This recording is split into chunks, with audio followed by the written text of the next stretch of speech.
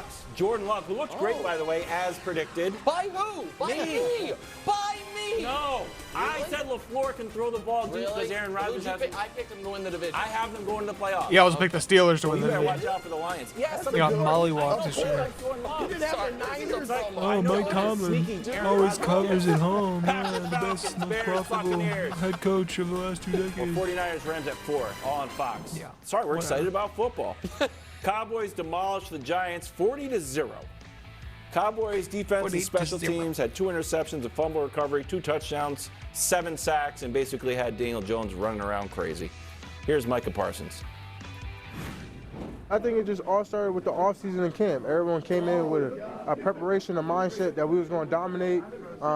We know that these games depend on us, and I think we really keyed in, honed in. They are the best defense in the NFL. Prepared to the max, and we was ready for our opponent. We just got to keep that going. I think we're making a statement, which I've been trying to make. We're the best defense in the National Football League.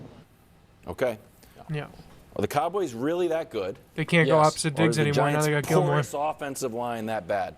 Who showed his presence yesterday, that's for sure. Yeah, they're really that good. And last year, you guys know I bristled when people were like, it's Lawrence Taylor.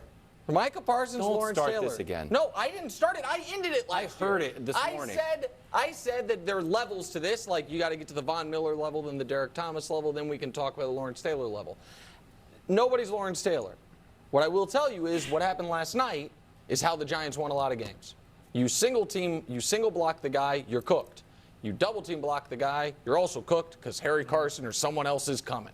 And the Cowboys the Giants double teamed Parsons 14 times last night. This is courtesy of Dusty. Thank you, Dusty. 5 sacks. They got 5 sacks on those 14 double teams, 10 pressures. So you're damned if you, damned if you don't. The secondary, which was already strong, got much stronger with Stephon Gilmore's addition. You have guys out there hunting turnovers, which can sometimes be dangerous, but also can pay dividends if it almost becomes a snowball rolling downhill like it did with the Bears, the Rex Grossman Super Bowl year. We saw it with the Seahawks, where guys are trying to punch balls out and doing things like that. And if the weakest part of your team is a quarterback who has almost thrown for 5,000 yards, who prior to last year was top 5 in his career amongst other quarterbacks in interception rate in a positive way, top 5 lowest, then you're a great team. And this Cowboys team, it's why I picked them to go to the Super Bowl, Brew. It's why I believe in them, and it's why I think they're the best team in the NFC. Coach, for you, I think Josh and I were grinding the all-22. Always. Yeah. But from what I've seen in the Cowboys in my lifetime is that they'll get there easily and then they'll fail. Happening over and over. So I'm like, you know what we should do? Call Coach. And Josh's like, no, Wilds. Like it's a no doubt you can pencil them into the playoffs. So, Coach, 11, 12 wins. Look, 13. I'm glad you did. And I don't think I'm going to be. But then they faced the 49ers and put up 15 points or 17 points. Nick's a little bit over the top. The Giants weren't 40-0. And it's the offense. Bad. They're not a 40-0 bad team. Okay, this game got out of hand. That the blocked field goal, and then they had the pick, so they couldn't play the way they wanted to play, which then led the Cowboys to be able to tee off in ways that you can't match up, and it's the worst case scenario. So it went from bad to worse, and it snowballed, and the football gods were not obviously on the Giants' side. But the Cowboys. That's the analysis we saw. Toss it out the window. They're very good defensively. I want to show you a couple plays just to show you some things here from a matchup perspective. So the Giants, this is a 3rd and 10. They're going to be in 7-man protection. They got the 5 offensive linemen, got the tight end in the back. So they're anticipating pressure. Dallas is only going to rush 4 guys. Now what they do is they put Parsons inside, all right, and now as they slide the protection, you've got a guard and a tackle on Parsons. That's like 700 pounds. He's straight upright. Then the tackle's going to come off and help the tight end, which he should because Parsons is upright. But this is what he does really well. Watch, he goes from being completely vertical to dropping his hips and being able to cross the guard's face and secure the sack. See that, Coach? This example right here, this is on the pick. This is 6-man protection, but it's 1st and 10. They've got Parsons in again. The rookie center is going to slide to him because of his leverage on the right-hand side. As he slides, he tries to place his arms out. The rookie center is a problem. Okay, now he's going to be able to cross his Micah face. just hits his and you can see again opposite the shoulder pad and just pushes when him. he crosses his face because the center doesn't have great the technique momentum's on that play. Micah's he side closes at that so point. quickly. This is obviously a terrible decision by Daniel Jones. So it's not like the Giants didn't realize where he was or that he could ruin the game or any of those things. But there were times where they followed the rules and they were able to come off, and they're supposed to do that.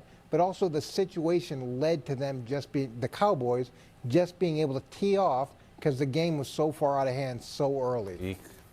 I think the Giants, it's going to be a long season. I picked them to finish last in this division. I think there's serious questions, Coach, is that how good of a passer is Daniel Jones? He looked good running the ball initially. That's how they made that long drive to start the game. But throwing the ball is a huge question mark. For Dallas, Nick, I mean, they are a great defense, no doubt. They are a contender in the NFC. And I think Stephon Gilmore might be helping Trayvon Diggs, not only just because he's out there, but Diggs made some plays yesterday that, he wasn't – you didn't talk about him for his tackling. He had a tackle that forced a fumble, and then he had the hit on Saquon Barkley that led to the interception. So he looks like he may be even better. But the question – I'm not saying it's a huge question, but if I can show Coach a not-so-bright spot from yesterday – it would be that Dak didn't throw the ball well. Now, I know they didn't need him. I know it was They raining. didn't need to. They were just 13 for 24. Before Dak even touched the field, it was 16-0. With no pressure coming his way. And he had some bad throws. I think we got a few of them on here. Like, these are just you can do that against the Giants and Daniel Jones. Can you do that against San Francisco? That should be a touchdown. Can you do that against Philadelphia? And this throw is just horrendous. And so he's doing that without any pressure. And that's my question. Is that more yards or less yards than Russell Wilson had? Oh, less.